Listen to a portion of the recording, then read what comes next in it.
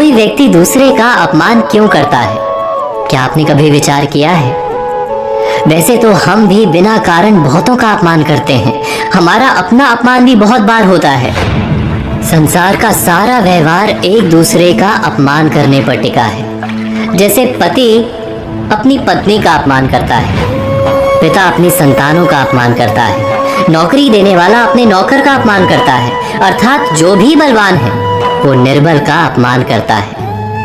यदि हम शक्तिमान हैं तो अपमान के बदले में लड़ाई करते हैं, और यदि लड़ने की शक्ति नहीं होती तो हम अपमान सह लेते हैं, स्वयं को निर्बल और असहाय मान लेते हैं।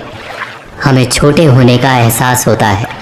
ऐसा प्रतीत होता है जैसे हमारी आत्मा कुचली गई हो। किंतु कोई किसी का अपमान क्यों करता है?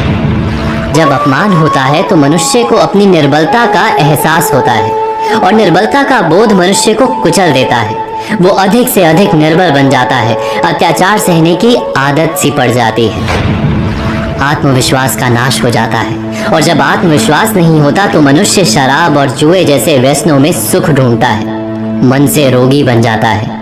आखिर किसी भी मनुष्य की ऐसी दुर्गति कोई क्यों करता है? अपमान करने वाला वास्तव में क्या सिद्ध करना चाहता है?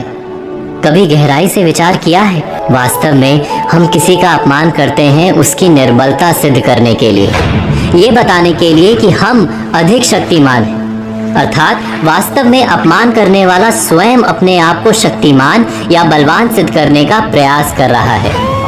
अपमान करने वाला हकीकत में अपनी शक्ति से आश्वस्त नहीं है, उसे अपनी शक्ति पर भरोसा नहीं है। दूसरों को चुनौती देकर वो अपनी शक्ति पर विश्वास प्राप्त करने की कोशिश करता है। क्या ये सच नहीं? जब हम किसी का अपमान करते हैं तो वास्तव में इतना ही प्रकट करते हैं कि हमें अपने बल पर भरोसा नहीं।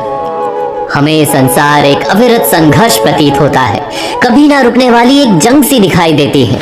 हम अपने निकट आने वाले सभी को प्रतिद्वंदी मानते हैं, फिर वो पति या पत्नी ही क्यों ना हो। हमें निरंतर लगता है कि हमें अपनी शक्ति सिद्ध करनी होगी, अन्यथा हमारा शोषण होगा, हम किसी के गुलाम बन जाएंगे। किंतु क्या हमने कभी विचार किया है कि दूसरों को प्रतिद्वंदी अर्थात दुश्मन मानने के बदले कलीग मान लें, हमारी सहायता करने वाले सहयोगी मान लें, अर्थात दूसरे व्यक्ति को प्रेम करें तो उसका अपमान करना आवश्यक ही नहीं होगा। किंतु प्रेम करने के लिए आत्मविश्वास आवश्यक है।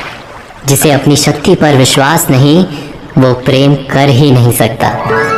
अर्थात जिसका हृदय आत्मविश्वास से भरा होता है, ना वो अपमान करता है, ना अपमान को स्वीकार करता है। क्या ये सत्य नहीं? इस तथ्य पर विचार अवश्य कीजिएगा।